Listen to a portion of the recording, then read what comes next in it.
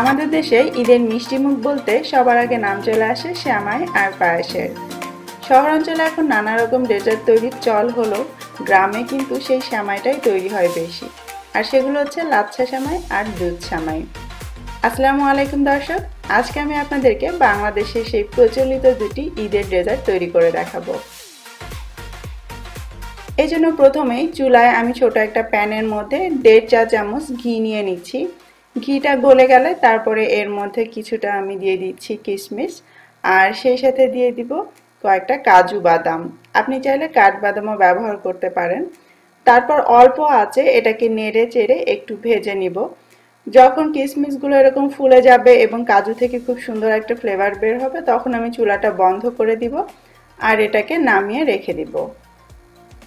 এবারে আমরা সেমাইটা একটু প্রিপেয়ার করে নিই। প্রথমে দুধ সেমাইয়ের জন্য আমি এখানে 1 প্যাকেট ভার্মিচেলি নিয়েছি, চিকন যেগুলো দিয়ে আমরা সেমাইটা তৈরি করি, আর এটা ছিল 200 গ্রামের একটা প্যাকেট। আর প্যাকেটের মধ্যে এরকম লম্বা অবস্থায় থাকে, কিন্তু এভাবে রান্না করতেও যেমন ঝামেলা, খেতে গেলেও কিন্তু অনেক দুরবস্থা তৈরি হয়ে যায়। তাই এগুলোকে আমি একটু ভেঙে নিচ্ছি। খুবই মুড়মুড়ে থাকে, হাত দিয়ে একটু চাপলে এভাবে মুড়মুড় করে ভেঙে যাবে।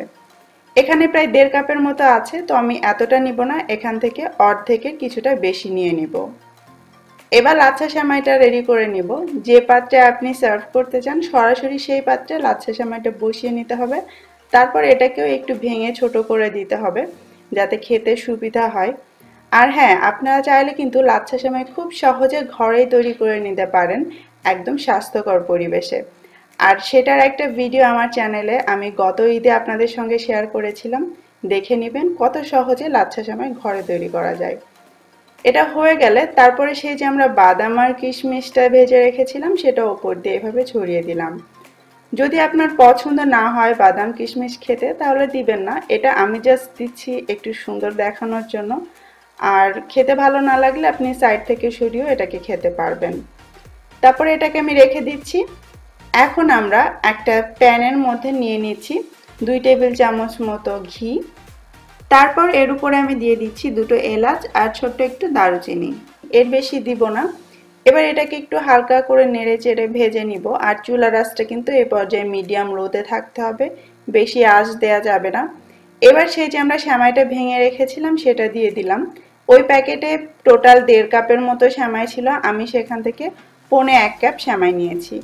এবার খুবই অল্প আঁচে এটাকে নেড়ে চেড়ে ভেজে নিতে হবে, নাড়া বন্ধ করা যাবে না, তাহলে নিচে লেগে যেতে পারে।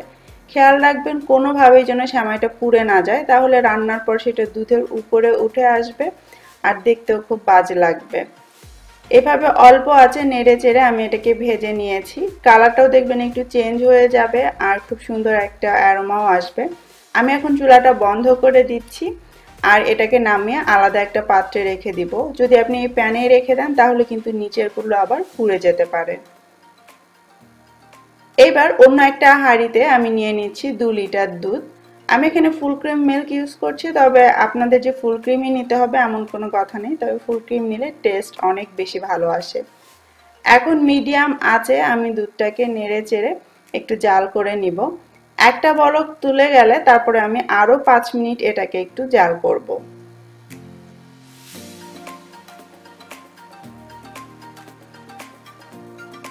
বলক চলে আসার পরও আমি আরো 5 মিনিট ধরে এটাকে জাল করেছি।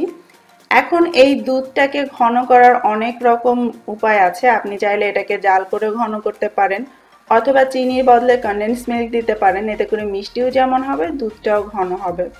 তবে আমি এই দুটোর কোনোটাই করব না, আমি আরও একটা সহজ উপায় এখানে বের করছি। আর সেটা হচ্ছে আমি মিষ্টিটা করব চিনি দিয়েই। আর চিনির পরিমাপটা আমি বলবো না, কারণ এক একজন এক এক রকম মিষ্টি খেতে পছন্দ করেন। আমার ঘরে কিন্তু আমরা দুইজন 2 রকম মিষ্টি পছন্দ করি। তো আমি এখানে প্রায় 1 কাপের মতো চিনি নিয়েছি, এটা অল্প অল্প করে দিব, টেস্ট করে দেখতে হবে যে চিনিটা ঠিক আছে কিনা। সেভাবে করে অল্প করে চিনি দিব আর এটাকে নেড়ে মিশিয়ে নিব।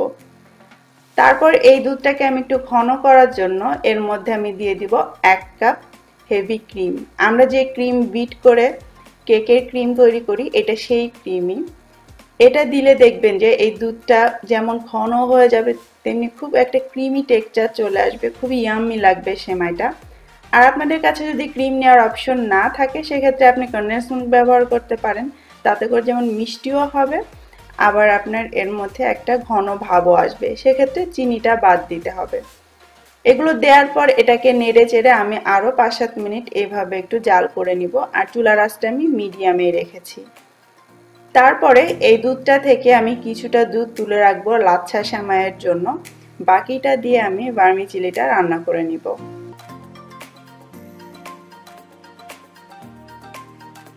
লাচ্ছার জন্য দুধটা তোলা হয়ে গেলে তারপর বাকি দুধের মধ্যে আমরা যে সেমাইটা ভেজে রেখেছিলাম ঘি দিয়ে, সেটা দিয়ে দিচ্ছি। আর এর মধ্যে যে এলাচ আর দারচিনিটা ছিল সেটা আমি তুলে রেখেছি। আসলে ঘন দুধের যে একটা আলাদা সুগন্ধ আছে, আমার কাছে ওটা খুব ভালো লাগে, এজন্য আমি গরম মশলা দিচ্ছি না, তবে আপনি চাইলে দিতে পারেন। এবার এটাকে অনবরত নেড়ে চেড়ে মিডিয়াম আঁচে 5-6 মিনিট একটু জাল করে নিব। আর আপনাকে অবশ্যই তলায় এভাবে একটু ঘষে ঘষে নাড়তে হবে, না হলে কিন্তু তলায় একটু ভারী হয়ে লেগে যাবে, কারণ সেমাইয়ের মধ্যে অনেক স্টার্চ থাকে। আর যখন দেখবেন যে দুধ আর সেমাইটা সমান সমান হয়ে আসছে, তখন বুঝবেন যে এটা হয়ে গিয়েছে আর এটাকে রান্না করার দরকার নেই। আর এরকম একটু পাতলা থাকতে আপনাকে নামাতে হবে, কারণ ঠান্ডা হয়ে যাওয়ার পরে কিন্তু সেমাইটা আর একটু ঘন হয়ে যায়। আর আপনি যদি পারফেক্ট কনসিস্টেন্সিতে নামাতে যান তাহলে এটা ঠান্ডা হওয়ার পর টাইট হয়ে যাবে। এবার এর মধ্যে সেই ভেজে রাখা কিশমিশ আর বাদামটা দিয়ে দিলাম, সাথে চিমটি পরিমাণ লবণ। লবণ দিলে টেস্টটা কিন্তু একটু ভালো আসে, তবে আপনি না চাইলে বাদ দিতে পারেন। চুলাটা বন্ধ করে দিয়ে এটাকে নেড়ে চেড়ে আমি একটু ঠান্ডা করে নিব। যখন এটা একটু ঠান্ডা হয়ে যাবে তখন একটা সার্ভিং ডিশে আমি সেমাইটা এভাবে বেড়ে নিচ্ছি।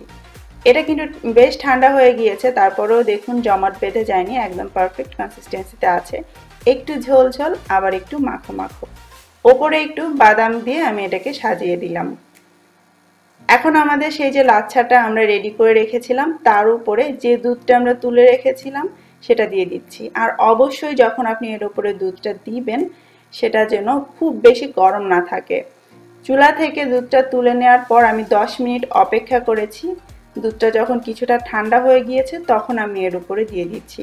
যদি অতিরিক্ত গরম দুধ আপনি দিয়ে দেন তাহলে কিন্তু এটা একদম ঘাটা ঘাটা হয়ে যাবে, খেতে একদমই ভালো লাগবে না।